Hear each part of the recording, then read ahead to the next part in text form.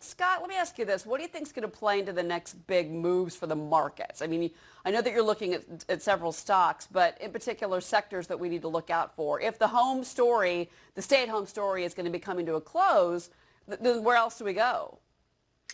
So number one, I don't think the stay-at-home story is coming to a close anytime soon, unfortunately. Now, that being said, that doesn't mean I'm talking about weeks or months, but realistically, in the next 3 to 6 months, the stay-at-home story is probably still going to be here.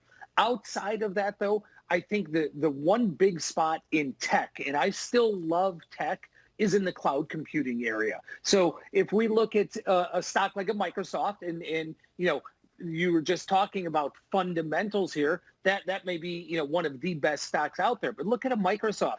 Look at maybe a Workday, which could be a stock that is considered way overvalued right now.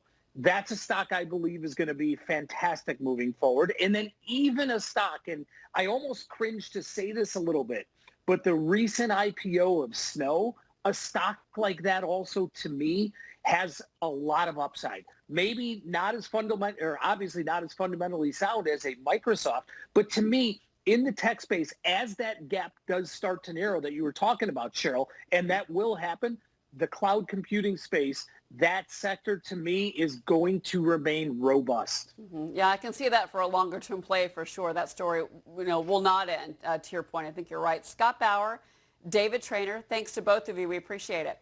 Thank you. Thank you. All right.